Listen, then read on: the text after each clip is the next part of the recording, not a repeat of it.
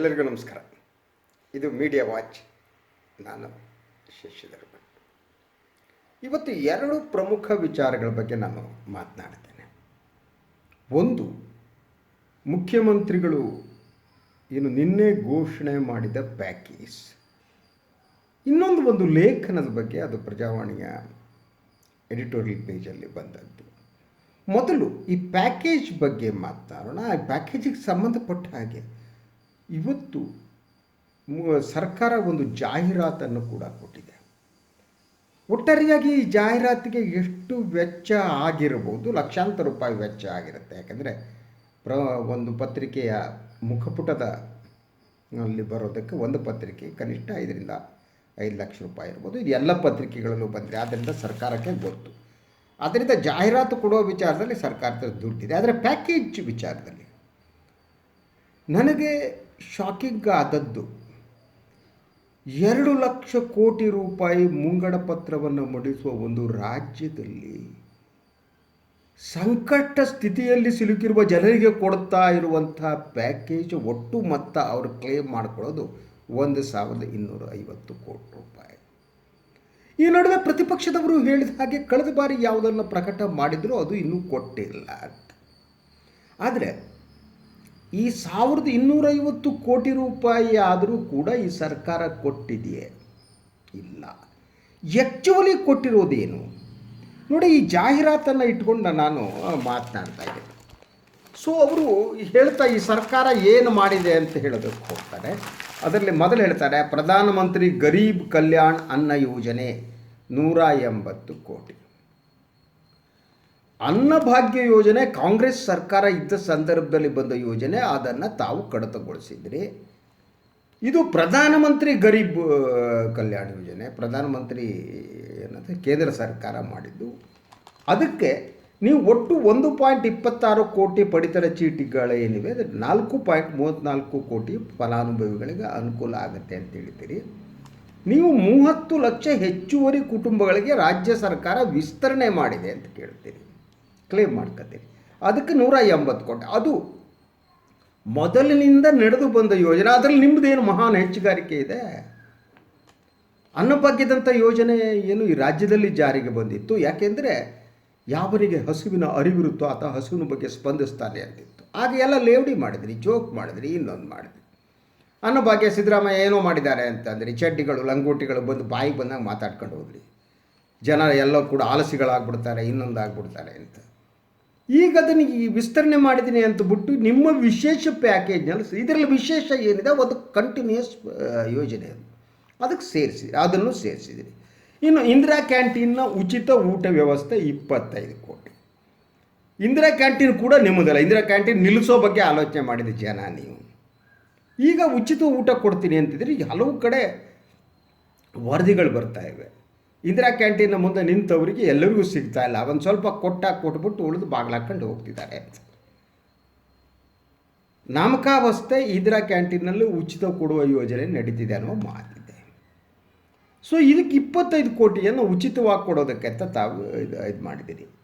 ಇನ್ನು ಹಣ್ಣು ತರಕಾರಿ ಬೆಳೆಗಾರರಿಗೆ 69 ಕೋಟಿ ಅಂತ ನಿಮ್ಮ ಲೆಕ್ಕದ ಪ್ರಕಾರ ಏನಿದೆ, ಸುಮಾರು ಗರಿಷ್ಠ 1 ಹೆಕ್ಟರ್ಗೆ ಮಿತಿಗೊಳಿಸಿ ಪ್ರತಿ ಹೆಕ್ಟರ್ಗೆ 10,000 ರೂಪಾಯಿ ಕೊಡ್ತೀವಿ ಅಂತ ತಾವು ಹಣ್ಣು ತರಕಾರಿ ಬೆಳೆಗಾರರಿಗೆ ಘೋಷಣೆ ಮಾಡಿದ್ದೀರಿ.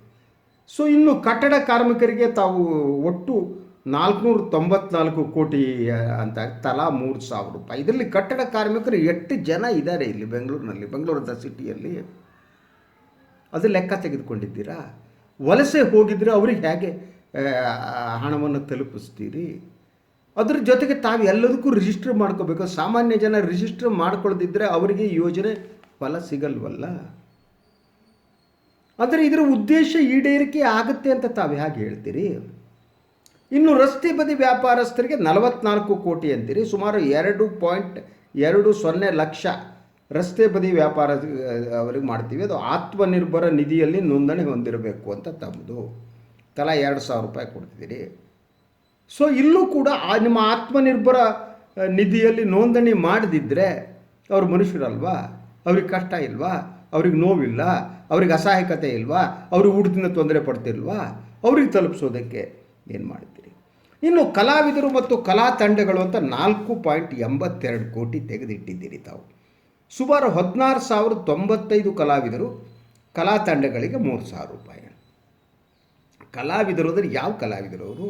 ಎಲ್ಲ ಕಲಾವಿದರು ಬರ್ತಾರೆ, ಜಾನಪದ ಕಲಾವಿದರು ಬರ್ತಾರೆ, ಯಕ್ಷಗಾನ ಕಲಾವಿದರು ಬರ್ತಾರೆ, ಕೃಷ್ಣ ಪಾರಿಜಾತ ಕಲಾವಿದರು ಬರ್ತಾರೆ, ಚಿತ್ರರಂಗದ ಕಲಾವಿದರು ಬರ್ತಾರೆ, ನಾಟಕ ರಂಗದ ಕಲಾವಿದರು ಬರ್ತಾರೆ. ಇದೆಲ್ಲ ರಾಜ್ಯದಲ್ಲಿ ಲೆಕ್ಕ ಹಾಕಿದರೆ ಕೇವಲ 16,000 ಜನ ಮಾತ್ರ ಕಲಾವಿದರಿದ್ದಾರೆ. ಐ ಡೋಂಟ್ ಥಿಂಕ್ ಸೊ ಅಲ್ವಾ? ಇಡೀ ಚಿತ್ರರಂಗದ ಬೇಡಿಕೆ ಕೂಡ ಇತ್ತು, ಚಿತ್ರರಂಗದಲ್ಲಿದ್ದಾರೆ ನೀವು. ಅವ್ರಿಗೆ ಯಾರನ್ನ ಕಲಾವಿದರು ಅಂತ ನೀವು ಕನ್ಸಿಡರ್ ಮಾಡ್ತೀರಿ? ಮಾನದಂಡ ಯಾವುದು ಕಲಾವಿದರಿಗೆ? ಕೋಟ್ಯಾಂತರ ರೂಪಾಯಿ ತಗೊಳ್ಳೋ ಕಲಾವಿದರು ಇದ್ದಾರೆ, ಊಟಕ್ಕಾಗಿ ಪರದಾಡಿ ಸ್ಲಮ್ನಲ್ಲಿ ಬದುಕಿ ಎಕ್ಸ್ಟ್ರಾ ಆ್ಯಕ್ಟ್ರಸ್ಗಳು ಇದ್ದಾರೆ. ಇವ್ರು ಯಾರು? ಜನರಿಗೆ ಹೇಳ್ಬೇಕಲ್ವ ನೀವು? ಎಲ್ಲದಕ್ಕೂ ಕೂಡ ನೀವು ಇನ್ನೂ ಯೋಜನೆಯಲ್ಲಿ ತಮ್ಮ ಹೆಸರನ್ನು ನೋಂದಣಿ ಮಾಡಿಕೊಂಡವರಿಗೆ ಅಂತ ಹೇಳ್ತೀರಿ. ಈಗ ನೋಂದಣಿ ಮಾಡ್ಕೊಳ್ಳೋದಕ್ಕೆ ಅವಕಾಶ ಇದೆಯಾ? ಪ್ರಶ್ನೆಗಳ ಮೇಲೆ ಪ್ರಶ್ನೆಗಳಿವೆ, ನೀವು ಉತ್ತರ ಕೊಡಬೇಕು. ಯಾಕೆಂದರೆ ನೀವು ಬೇಜವಾಬ್ದಾರಿಯಿಂದ. ಇನ್ನು ನಿಮ್ಮದು ಸಾಧನೆ ಇದರಲ್ಲಿ ಸೇರಿಸ್ತೀರಿ ನೀವು. ಕೋವಿಡ್ ಸೋಂಕಿತರಿಗೆ ಉಚಿತ ಚಿಕಿತ್ಸೆ ನಿಮ್ಮ ಜವಾಬ್ದಾರಿ, ನಿಮ್ಮ ಹೊಣೆಗಾರಿಕೆ ಕಣ್ರಿ. ತಪ್ಪಿಸ್ಕೊಂಡು ಓಡೋಕ್ಕಾಗಲ್ಲ. ನಿಮ್ಮನ್ನು ಆಯ್ಕೆ ಮಾಡಿ ನಿಮ್ಮನ್ನು ಅಧಿಕಾರದ ಗದ್ದುಗೆಯನ್ನು ಏರಿಸಿದ್ದೇವೆ ಈ ನಾಡಿನ ಜನ. ಅದನ್ನು ಮಹಾನ್ ಸಾಧನೆ. ಕೋವಿಡ್ ಸೋಂಕಿತರಿಗೆ ಉಚಿತ ಚಿಕಿತ್ಸೆ ಕೊಟ್ಟಿದ್ದೀವಿ ಅಂತ. ನಾವು ಅದ್ರ ಜೊತೆಗೆ 6,000 ಗ್ರಾಮ ಪಂಚಾಯಿತಿಗಳಿಗೆ ಅನುದಾನ ಕೊಟ್ಟಿದ್ದೀರಿ ಅಂತ. ನಿಮ್ಮ ಅಪ್ಪನ ಮನೆದು ಕೊಟ್ಟಿದ್ದೀರೇನ್ರಿ? ಗ್ರಾಮ ಪಂಚಾಯಿತಿಗೆ ಅನುದಾನ ಕೊಡಬೇಕಾದ್ರೆ ನಿಮ್ಮ ಕರ್ತವ್ಯ ಅಲ್ವಾ? ಪ್ರತಿ ಗ್ರಾಮ ಪಂಚಾಯಿತಿಗೆ 50,000 ರೂಪಾಯಿ ಮುಂಗಡಕ್ಕೆ ಕ್ರಮ ಕೈಗೊಂಡಿದ್ದೀವಿ ಅಂತ ಹೇಳ್ತಾರೆ. ಈ ಬ್ಯೂರೋಕ್ರಸಿ ಮತ್ತು ಅಧಿಕಾರಿಗಳಿಗೆ ಬಿಟ್ಟರೆ ಆಗುವುದು ಇದೇ ಕೆಲಸ ಅಲ್ವಾ? ಬಹುತೇಕ ಸಂದರ್ಭಗಳಲ್ಲಿ ಈ ರಾಜಕಾರಣಿಗಳು ಮತ್ತು ಬ್ಯೂರೋಕ್ರೇಟ್ಸ್ ಏನಿದ್ದಾರೆ ಅವರು ತಮ್ಮ ತಪ್ಪನ್ನು ತಾವು ಒಪ್ಕೋತಾ ಇಲ್ಲ, ಪದೇ ಪದೇ ತಪ್ಪು ಮಾಡ್ತಾರೆ ಮತ್ತು ತಮ್ಮ ತಪ್ಪನ್ನು ಡಿಫೆಂಡ್ ಮಾಡ್ಕೋತಾರೆ. ಹಾಗೆಯೇ ನೀವು ಹೂ ಬೆಳೆಗಾರರಿಗೆ ಹೇಳ್ತಾ ಇದ್ದೀರಿ. ಸೊ ಸಣ್ಣ ಮಧ್ಯಮ ದೀರ್ಘಾವಧಿ ಇಡೀ ಒಂದು ಜಾಹೀರಾತಿನ ಮೂಲಕ ತಾವು ವಿಜೃಂಭಿಸೋದಕ್ಕೆ ಟ್ರೈ ಮಾಡ್ತಿದ್ದೀರಿ.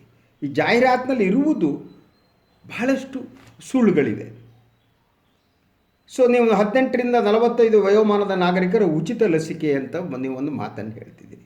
ಅದಕ್ಕೆ 1,000 ಕೋಟಿ ರೂಪಾಯಿ ಅಂತ. ಅದು ಕೂಡ ನೀವು ಉಪಕಾರ ಮಾಡ್ತಾ ಇಲ್ಲ ಮುಂದೆ. ಎರಡನೇದಾಗಿ ಕರ್ನಾಟಕದ ಬೇರೆ ಬೇರೆ ಪ್ರದೇಶಗಳಲ್ಲಿ, ಪಟ್ಟಣಗಳಲ್ಲಿ ಇವ್ರ ಹತ್ರ ಮಾತನಾಡ್ತಾ ಇದ್ದಿಲ್ಲ. ನನಗೆ ಗೊತ್ತಿರೋ ಜನರ ಹತ್ರ ಭಾಳಷ್ಟು ಊರುಗಳಿಗೆ ಲಸಿಕೆನೇ ತಲುಪಿಲ್ಲ, ಲಸಿಕೆನೇ ಇಲ್ಲ. ಅದರ ಜೊತೆಗೆ ಎಲ್ಲೋ ಸ್ವಲ್ಪ ದೊಡ್ಡ ನಗರಗಳಲ್ಲಿದ್ದರೆ ನೀವು ನೋಂದಣಿ ಮಾಡಿಕೊಂಡ್ರೆ ಆ ದಿನ ಈ ಲಸಿಕೆ ಇಲ್ಲ ಅಂತ ಬೋರ್ಡ್ ಹಾಕಲಾಗಿದೆ. ಅಂದರೆ ಇಡೀ ಲಸಿಕೆಯ ನಿರ್ವಹಣೆಯಲ್ಲಿ ತಾವು ಸೋತಿದ್ದೀರಿ, ತಾವು ವಿಫಲರಾಗಿದ್ದೀರಿ. ನಮ್ಮ ಸರ್ಕಾರ ವಿಫಲ ಆಗಿದೆ ಅಂತ ಹೇಳಬೇಕಾದ್ರೆ ನಮಗೆ ದುಃಖ ಮತ್ತು ನೋವು ಆಗುತ್ತೆ, ಬೇಸರ ಆಗುತ್ತೆ. ಆದರೆ ತಾವು ಆಗಿರುವುದು ನಿಜ. ಅದರ ಜೊತೆಗೆ ನಾನು ಹೇಳಿದಾಗ 2 ಲಕ್ಷ ಕೋಟಿ ರೂಪಾಯಿ ಬಜೆಟ್ ಮಂಡಿಸೋ ಒಂದು ಸರ್ಕಾರಕ್ಕೆ ಕನಿಷ್ಠ ಈಗ ಲೆಕ್ಕ ಹಾಕಿದರೂ ಕೂಡ ನಿಮ್ಮ ಇಡೀ ಇದರಲ್ಲಿ ನೀವು 200 ಕೋಟಿ ಅಂತಿರೋದು ಇಲ್ಲ, ತಾವೊಂದು 500-600 ಕೋಟಿ ರೂಪಾಯಿ ಅಷ್ಟು ತಾವು ಈ ತಮ್ಮ ಪ್ಯಾಕೇಜ್ನಲ್ಲಿ ಇರ್ಬೋದು ಅಷ್ಟೇ. Not more than 700 crores. ಏನು ರೀ ಇದು? ಮರ್ಯಾದೆ ತರುತ್ತಾರೆ ಇದು? ಯೋಚನೆ ಮಾಡಿ. ಇಡೀ ಒಟ್ಟಾರೆ 2 ಲಕ್ಷ ಕೋಟಿ ಇದಕ್ಕೆ. ಸೊ ಈಗ ನೀವು ಏನು ಮಾಡ್ಬೋದಾಗಿತ್ತು? ಈಗ ಬೇರೆ ಬೇರೆ ಜಾತಿಗಳಿಗೆ ನಿಗಮ ಮಂಡಿಸಿ 500 ಕೋಟಿ ಕೊಟ್ಟರಲ್ಲಪ್ಪ, ಆ ಹಣ ಎಲ್ಲೂ ಹೋಯಿತು? ಆ ಹಣವನ್ನು ಯಾಕೆ ತಾವು ಕೋವಿಡ್ ನಿಯಂತ್ರಣಕ್ಕೆ ಡೈವರ್ಟ್ ಮಾಡಲ್ಲ? ಬೇರೆ ನಿಗಮ ಮಂಡಳಿಗಳಿಗೆ ಕೊಟ್ಟಿರೋ ಹಣವನ್ನು ತಾವು ಅದನ್ನ ಡೈವರ್ಟ್ ಮಾಡಬೇಕಾಗಿತ್ತು. ನಾನು ಭಾಳ ಸಲ ಇಡೀ ನಿಮ್ಮ ಬಜೆಟ್ ಇದೆಯಲ್ಲ, ಆ ಬಜೆಟ್ನಲ್ಲಿ ಅನಗತ್ಯವಾದದ್ದನ್ನು ಕಟ್ ಮಾಡಿ ಹೊಸ ಮುಂಗಡ ಪತ್ರವನ್ನು ಮಂಡಿಸಬೇಕಾಗಿತ್ತು. ಅಗತ್ಯ ಬಿದ್ದರೆ ಶಾಸನಸಭೆಯನ್ನು ಕರೆದು ಶಾಸನಸಭೆಯನ್ನು ಒಪ್ಪಿಗೆ ಪಡಿಬೇಕಾಗಿತ್ತು. ಇಡೀ ನೀವು ಈ ಒಂದು ಹೆಲ್ತ್ ಕೇರಿಗೆ ಎಲ್ಲ ಹಣವನ್ನು ಕ್ರೋಢೀಕರಿಸಿ ಅಲ್ಲಿ ಹಾಕಬೇಕಾಗಿತ್ತು ಅಲ್ವಾ? ನಿಮ್ಮ ಹತ್ರ ದುಡ್ಡಿಲ್ಲ ಅಂತಂದರೆ ಒಂದು ಫಂಡ್ ಮಾಡ್ಬೋದಾಗಿತ್ತು. ಹೆಲ್ತ್ ಫಂಡ್ ಅಂತ ಮಾಡಿಬಿಟ್ಟು ಸಾರ್ವಜನಿಕರ ಯಾರ್ಯಾರ್ದು ದುಡ್ಡಿದೆ, ಯಾರು ಶ್ರೀಮಂತರಿದ್ದಾರೆ ಕಾಂಟ್ರಿಬ್ಯೂಟ್ ಮಾಡಿ ಅಂತ ಯಾವನ್ನೂ ನಿರಾಕರಣೆ ಮಾಡ್ತಿರಲಿಲ್ಲ. ಆ ಜವಾಬ್ದಾರಿಯನ್ನು ತಗೋಬೋದಾಗಿತ್ತು. ಇದು ಯಾವುದನ್ನು ತಾವು ಮಾಡ್ತಾ ಇಲ್ಲ. ತಮಗೇನು ಮಾಡಬೇಕು ಅಂತ ಗೊತ್ತಾಗ್ತಾ ಇಲ್ಲ. ತಾವು ಮಾಡಬಹುದಾದ ಏಕಮೇವ ಕೆಲಸ ಅಂದರೆ ನಿನ್ನೆ ಯಡಿಯೂರಪ್ಪನವ್ರ ಮಗ ಮಾಡೋದಲ್ಲ, ಮೊನ್ನೆ ಎಲ್ಲರಿಗೂ ದೇವಸ್ಥಾನ ಬಂದಾಗಿದ್ದರೆ ವಿಜಯೇಂದ್ರಿಗೆ ದೇವಸ್ಥಾನದ ಬಾಗಿಲು ತೆರ್ಕೊಳ್ಳುತ್ತೆ. ಅಟ್ಲೀಸ್ಟ್ ಒಂದು ಲಜ್ಜೆ ಅನ್ನೋದು ಇರ್ಬೇಕು ಕಣ್ರಿ. ಸಾರ್ವಜನಿಕರ ದೇವಸ್ಥಾನದಲ್ಲಿ ಅವಕಾಶ ಇಲ್ಲ. ಈ ವಿಜಯೇಂದ್ರ ಕುಟುಂಬ ಸಮೇತರಾಗಿ ಯಾವುದೋ ಹರಕೆ ಸಲ್ಲಿಸುವುದಕ್ಕೆ ಒಂದು ಜಿಲ್ಲೆಯಿಂದ ಇನ್ನೊಂದು ಜಿಲ್ಲೆಗೆ ಹೋಗುವಾಗಿಲ್ಲ, ಅದನ್ನೂ ಪ್ರಯಾಣ ಮಾಡ್ತಾರೆ. ನಂಜನಗೂಡಿಗೆ ಹೋಗ್ತಾರೆ. ಅವರ ಪಟಾಲಂ ಎಲ್ಲ ಹೋಗ್ಬಿಟ್ಟು ಅಲ್ಲಿ ದೇವಸ್ಥಾನದ ಬಾಗಿಲನ್ನು ತೆರೆಸಿ ಪೂಜೆ ಮಾಡ್ತಾರೆ. ಸರಿನಾ ಇದು? ನೀವು ಹರಕೆ ಮನೇಲಿ ಹೇಳ್ಕೋಬೇಕು. ನೀವು ಎಲ್ಲರಿಗೂ ಇರುವ ನ್ಯಾಯವನ್ನು ನೀವು ಯಾವಾಗ ನಿಮ್ಮ ನ್ಯಾಯವೂ ಆಗಬೇಕು. ನೀವು ಮೇಲೆ ದೇವಲೋಕದಿಂದ ಇಳಿದು ಬಂದವು ದೇವತೆಗಳಲ್ಲ ನೀವು. You are not like that. ಆದರೆ ನೀವು ಆ ರೀತಿ ಮಾಡ್ತಾ ಇದ್ದೀರಿ. ಆದ್ದರಿಂದ ನೀವು ನಿರ್ವಹಣೆ ಮಾಡೋದಕ್ಕೆ ವಿಫಲರಾಗಿದ್ದೀರಿ ಅಂತ. ನಾನು ಇನ್ನೊಂದು ಲೇಖನದ ಬಗ್ಗೆ ಹೇಳ್ತಾ ಇದ್ದೆ. ಅದನ್ನು ರಾಜೀವ್ ನಯ್ಯರ್ ಅವರು ಬರೆದಿದ್ದಾರೆ. ಅವರು ಕುಲ್ದೀಪ್ ನಯ್ಯರ್ ಅವರ ಮಗ ಅವರು. ನನಗೆ ಭಾಳ ಇಷ್ಟ ಆಯಿತು ಈ ಲೇಖನ. ಇವರು ದೆಹಲಿ ಹೈಕೋರ್ಟ್ನ ನ್ಯಾಯಾಧೀಶರಾಗಿದ್ದಾರೆ. ಅದು NDTVಯಲ್ಲಿ ಬಂದಂಥ ಲೇಖನ. ಅದರ ಅನುವಾದ ಇವತ್ತು ಪ್ರಜಾವಾಣಿ ಮುಂದೆ ಬಂದಿದೆ. ಸೊ ಈ ಲೇಖನದ ಶೀರ್ಷಿಕೆ ಹೀಗಿದೆ: ಆತ್ಮನಿರ್ಭರತೆಯಿಂದ ಪರಮಾತ್ಮ ನಿರ್ಭರತೆಯೆಡೆಗೆ ಮುಂದೆ ಬರಬಹುದಾದ ಅಲೆಯನ್ನು ಎದುರಿಸಲು ನಾವೆಷ್ಟು ಆಗಿದ್ದೇವೆ ಎಂಬ ಬಗ್ಗೆ ಅವಲೋಕನ ನಡೆಸಬೇಕು ಅನ್ನೋ ಮಾತನ್ನು ಅವರು ಹೇಳ್ತಾರೆ. ಸೊ ಇಡೀ ಲೇಖನ ಬಹಳ ಮುಖ್ಯವಾಗಿ ಸರ್ಕಾರವನ್ನು ಎಕ್ಸ್ಪೋಸ್ ಮಾಡ್ತಾ ಹೋಗಿದೆ. ಅದರದ್ದು ಕೋವಿಡ್-19 ಬಿಕ್ಕಟ್ಟನ್ನು ಸರಿಯಾಗಿ ನಿಭಾಯಿಸದೇ ಇದ್ದುದು ನಮ್ಮ ಸಮಾಜದ ಚೌಕಟ್ಟನ್ನೇ ಚೂರಾಗಿಸಿದೆ ಎಂಬುದು ಕಳೆದ 1.25 ವರ್ಷಗಳ ಆಗಿ ಹೋಗಿರುವುದನ್ನು ಗಮನಿಸಿದರೆ ಗೊತ್ತಾಗುತ್ತೆ. ಕಳೆದ 1.25 ವರ್ಷದಲ್ಲಿ ಏನಾಗಿದೆ ಅನ್ನೋದೇನು, ಇದು ಸಾಮಾಜಿಕ ಚೌಕಟ್ಟನ್ನೇ ನಾಶಪಡಿಸಿದೆ ಅನ್ನೋ ಮಾತನ್ನು ನಯ್ಯರ್ ಅವರು ಹೇಳ್ತಾರೆ. ಸಾಂಕ್ರಾಮಿಕ ಕಾಲಿರಿಸಿದ 14 ತಿಂಗಳುಗಳ ನಂತರದಲ್ಲಿ ನಾವು ಆಸ್ಪತ್ರೆಗಳಲ್ಲಿ ಹಾಸಿಗೆಗೆ, ಆಮ್ಲಜನಕಕ್ಕೆ, ಔಷಧಗಳಿಗೆ ಹಾಗೂ ವೆಂಟಿಲೇಟರ್ಗಳಿಗೆ ಒದ್ದಾಟ ನಡೆಸುತ್ತಿದ್ದೇವೆ. ಇಷ್ಟೇ ಅಲ್ಲ, ಸಾವುಗಳಿಗೆ ಲೆಕ್ಕ ಇಲ್ಲ. ಸತ್ತವರ ಸಾಮೂಹಿಕ ಅಂತ್ಯ ಸಂಸ್ಕಾರಗಳು ನಡೀತಾ ಇವೆ. ಭರವಸೆಗಳು ಬರ್ತಿವೆ. ವಿಶ್ವದ ಎಲ್ಲ ಕಡೆಗಳಿಂದಲೂ ನಮ್ಮತ್ತ ಸಹಾಯ ಹರಿದು ಬರುತ್ತಿದ್ದರೂ ಪ್ರೀತಿ ಪಾತ್ರರನ್ನು ಕಳೆದುಕೊಂಡಿರುವವರು ಹತ್ತಿರದ ಇನ್ನಷ್ಟು ಜನರನ್ನು ಕಳೆದುಕೊಳ್ಳುವ ಭೀತಿಯಲ್ಲಿದ್ದಾರೆ. ಪರಿಸ್ಥಿತಿ ಇದಕ್ಕಿಂತ ಕೆಟ್ಟದಾಗಲು ಸಾಧ್ಯವಿದೆಯೇ? ಆತ್ಮನಿರ್ಭರ ಎಂಬ ಘೋಷಣೆಯು ಈಗ ಪರಮಾತ್ಮ ನಿರ್ಭರ ಆಗಿದೆ. ಆತ್ಮನಿರ್ಭರ ಅಲ್ಲ, ನಾವೀಗ ದೇವರನ್ನು ನಂಬಿ ಕುಳಿತುಕೋಬೇಕಾಗಿದೆ, ಕೈ ಚೆಲ್ಲಬೇಕಾಗಿದೆ ಅಂತ ಈ ಲೇಖನದಲ್ಲಿ ಅವರು ಬಹಳ ಅದ್ಭುತವಾಗಿ ನೆರೇಟ್ ಮಾಡ್ತಾ ಹೋಗ್ತಾರೆ. ಲಾಕ್ಡೌನ್ ಜತೆಯಲ್ಲೇ ವಲಸೆ ಕಾರ್ಮಿಕರ ಬಿಕ್ಕಟ್ಟು ಎದುರಾಯಿತು. ನಗರಗಳನ್ನು ತೊರೆದು ಕಾರ್ಮಿಕರು ತಮ್ಮ ಹಳ್ಳಿ ತಲುಪಲು 100 ಕಿಲೋಮೀಟರ್ ಕಾಲ್ನಡಿಗೆಯಲ್ಲಿ ಸಾಗಿದರು. ವೈದ್ಯಕೀಯ ಸೌಲಭ್ಯ ಇಲ್ಲದಿದ್ದ ಕಾರಣ ಪರಿಸ್ಥಿತಿ ಇನ್ನಷ್ಟು ಬಿಗಡಾಯಿಸಿತು. ಕಾರ್ಮಿಕರಿಗೆ ರೈಲು ಸೌಲಭ್ಯವೂ ಇರಲಿಲ್ಲ. ನಂತರದಲ್ಲಿ ರೈಲು ಸೌಲಭ್ಯ ಒದಗಿಸಲಾಯಿತಾದರೂ ಕಾರ್ಮಿಕರ ಕೈಯಲ್ಲಿ ಉಳಿದಿದ್ದ ಹಣವು ಈ ಸೌಲಭ್ಯ ಪಡೆಯುವುದಕ್ಕೆ ಖರ್ಚಾಯಿತು. ಟಿಕೆಟ್ ಖರೀದಿಸುವುದು ಕಡ್ಡಾಯ ಎಂದು ಹೇಳಲಾಯಿತು. ನಂತರದಲ್ಲಿ ರೈಲ್ವೆ ಸಚಿವರು ಹಾಗೂ ರಾಜ್ಯ ಸರ್ಕಾರಗಳ ನಡುವೆ ಆರೋಪ ಪ್ರತ್ಯಾರೋಪಗಳು ನಡೆದವು. ಕಾರ್ಮಿಕರಿಗಾಗಿ ರೈಲು ಸೌಲಭ್ಯವನ್ನು ತಡವಾಗಿ ಆರಂಭಿಸಿದ್ದು ಕುಂಭಮೇಳಕ್ಕೆ ಹೋಗುವವರಿಗೆ ಈ ಸೌಲಭ್ಯ ಸುಲಭವಾಗಿ ಸಿಗುವಂತೆ ಮಾಡಿದ್ದನ್ನು ನಾವು ಮರೆಯಲಾಗದು ಅನ್ನೋದನ್ನು ಹೇಳ್ತಾರೆ. ರೈಲು ಕಾರ್ಮಿಕರು ನಡೆದು ಹೋದರು ಅಲ್ವಾ, ವಲಸೆ ಕಾರ್ಮಿಕರು ಎಸ್ಪೆಷಲಿ, ಅವ್ರಿಗೆ ನೀವೇನೂ ಮಾಡಿಲ್ಲ. ನಂತರ ಕುಂಭಮೇಳಕ್ಕೆ ಹೋಗೋದಕ್ಕೆ ರೈಲಿಗೆ ಅನುಕೂಲ ಆಗಲಿ ಅಂತ ಮಾಡ್ತಿರಲ್ಲ. ನಿಮ್ಮ ಹೃದಯವನ್ನು ನೋಡ್ಕೊಳ್ಳಿ, ನೀವು ಎಷ್ಟರ ಮಟ್ಟಿಗೆ ಜನರ ನೋವಿಗೆ ತಾವು ಸ್ಪಂದಿಸ್ತಿದ್ದೀರಿ ಅಂತ. ತಾವು ಈ ಮಠ ಮಾನ್ಯಗಳಿಗೆ ದುಡ್ಡು ಹಂಚುತ್ತಾ ಹೋಗೋದು, ದೇವಸ್ಥಾನಗಳನ್ನು ಕಟ್ಟಿಬಿಡೋದು, ಸಮಸ್ಯೆ ಬಗೆಹರಿಸಲು ಅನ್ನೋ ಅರಿವು ತಮಗೆ ಆಗಬೇಕು ಅಂತ. ಬಹುಶಃ ಹಿಂದುತ್ವದ ಅಜೆಂಡಾಕ್ಕೆ ಪೂರಕವಾಗಿ ಕೋಟ್ಯಾಂತರ ಜನರ ಭಾಗವಹಿಸುವಿಕೆಯಲ್ಲಿ 1 ವರ್ಷ ಮೊದಲೇ ಆಯೋಜನೆಯಾದ ಕುಂಭಮೇಳವು ಬಹುದೊಡ್ಡ ಲೋಪವಾಗಿ ಪರಿಗಣಿಸ್ತು ಅಂತ ರಾಜೀವ್ ನಯ್ಯರ್ ಅವರು ಪರಿಣಮಿಸ್ತು ಅಂತ ಹೇಳ್ತಾಳೆ. ಕಳೆದ ವರ್ಷ ನಡೆದ ತಬ್ಲಿಗ್ ಜಮಾತ್ ಕಾರ್ಯಕ್ರಮ ಕೊರೋನಾ ಸೋಂಕು ಹರಡುವಲ್ಲಿ ದೊಡ್ಡ ಪಾತ್ರ ವಹಿಸಿದೆ ಎಂದು ಹಲವರು ಹೇಳಿದರು. ಆದರೆ ಆ ಕಾರ್ಯಕ್ರಮದಲ್ಲಿ ಪಾಲ್ಗೊಂಡಿದ್ದವರ ಸಂಖ್ಯೆ ಕುಂಭಮೇಳದಲ್ಲಿ ಪಾಲ್ಗೊಂಡಿದ್ದವರ ಸಂಖ್ಯೆಗೆ ಹೋಲಿಸಿದರೆ ಸಣ್ಣದು. ಇದು ಸಮತೋಲನದಿಂದ ಕೂಡಿದ್ದು ಎಂದು ನಾವು ನಂಬಬೇಕಿರುವ ಸಮಾಜವೇ. ಇದೇ ವೇಳೆ ರಂಜಾನ್ ಅವಧಿಯಲ್ಲಿ ಮಸೀದಿಗಳಲ್ಲಿ ಇಫ್ತಾರ್ಗೆ 50ಕ್ಕಿಂತ ಹೆಚ್ಚು ಜನರು ಸೇರಿಸಲು ವಿರೋಧವಿದ್ದಾಗಲೇ ಸಹಸ್ರಾರು ಜನ ಪಾಲ್ಗೊಳ್ಳುವ ಅಮರನಾಥ್ ಯಾತ್ರೆಯನ್ನು ಆಯೋಜಿಸುವ ಬಗ್ಗೆ ಸರ್ಕಾರ ಆಲೋಚನೆ ಮಾಡಿತು ಅಂತ. ನೀವು ಈ ದೇಶದ ಬಹುಸಂಖ್ಯಾತರಿಗೆ ಒಂದು ನ್ಯಾಯ, ಉಳಿದವರಿಗೆ ಇನ್ನೊಂದು ನ್ಯಾಯ. ತಬ್ಲಿಗಿ ಅಂತ ಉಗಿತಾ ಬೈತಾ ಹೋದವರು ಕುಂಭಮೇಳವನ್ನು ಇಷ್ಟು ದೊಡ್ಡ ಪ್ರಮಾಣದಲ್ಲಿ ನಡೆಸಿ ಎಲ್ಲೆಡೆಗೆ ಸ್ಪ್ರೆಡ್ ಮಾಡುವಂತೆ ಮಾಡಿದ್ರಿ. ಅದೇ ರೀತಿ ಏನು ನಮಾಜ್ ಮಾಡೋದಕ್ಕೆ ಸೇರಬಾರ್ದು ಅಂತ ಹೇಳಿದರೆ ಅಮರನಾಥ್ ಯಾತ್ರೆಗೆ ಹೋಗೋದಕ್ಕೆ ಅವಕಾಶ ಕೊಡಿಸಿ. ಹೃದಯ ಮುಟ್ಟಿ ನೋಡಿ ನೀವು ಮನುಷ್ಯರ ಅಂತ. ನಿಮ್ಮ ಆತ್ಮ ಇದನ್ನೆಲ್ಲ ಕದಡಬೇಕು ನಿಮಗೆ.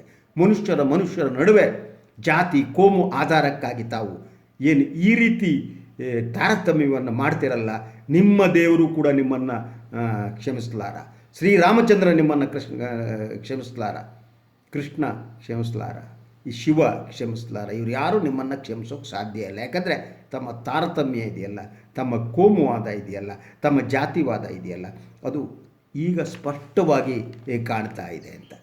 ಇದರ ಜೊತೆಯಲ್ಲಿ ಪಶ್ಚಿಮ ಬಂಗಾಳದಲ್ಲಿ ಇದೆಲ್ಲವನ್ನು ಕೂಡ ರಾಜೀವ್ ನಯ್ಯ ಬರೆದಿದ್ದಾರೆ. ತಾವು ಅದನ್ನು ಓದಿ, ತಾವು ಇಂಗ್ಲೀಷ್ ಬೇಕು ಅಂದರೆ ತಾವು NDTV.comನಲ್ಲಿ ಸಿಗುತ್ತೆ. ಕನ್ನಡದ ವಿಶ್ಲೇಷಣೆ ಪ್ರಜಾವಾಣಿಯಲ್ಲಿ ಬಂದಿದೆ. ಆತ್ಮನಿರ್ಭರತೆಯಿಂದ ಪರಮಾತ್ಮ ನಿರ್ಭರತೆಯೆಡೆಗೆ ಅಂತ. ನಾವು ಆತ್ಮನಿರ್ಭರರಾಗಬೇಕಾದವರು ಈಗ ದೇವರನ್ನು ಬೇಡಬೇಕಾಗಿದೆ. ದೇವರನ್ನು ಬೇಡುವುದು ಒಂದು ಅಸಹಾಯಕ ಸ್ಥಿತಿಯಲ್ಲಿ, ನಮಗೆ ರಕ್ಷಕರೇ ಇಲ್ಲ ಅನ್ನುವ ಸ್ಥಿತಿಯಲ್ಲಿ ಈ ದೇಶದಲ್ಲಿ ಹಾಗಾಗಿದೆ. ಈ ದೇಶದ ಜನಗೆ ರಕ್ಷಕರಿಲ್ಲದಂತಾಗಿದೆ. ರಕ್ಷಣೆ ಮಾಡಬೇಕಾದವರು ವಿಫಲರಾಗಿದ್ದಾರೆ. ಆದರೆ ತಮ್ಮ ವೈಫಲ್ಯವನ್ನು ಒಪ್ಪಿಕೊಳ್ಳುವಷ್ಟು ಕನಿಷ್ಠ ಜವಾಬ್ದಾರಿ ಕೂಡ ಅವರಿಗೆ ಇಲ್ಲ ಅಂತ ಹೇಳ್ತಾ ಇವತ್ತಿನ ಮೀಡಿಯಾ ವಾಚನ್ನು ಮುಗಿಸ್ತೀರಿ. ಎಲ್ಲರಿಗೂ ಒಳ್ಳೆಯದಾಗಲಿ. ನಮಸ್ಕಾರ.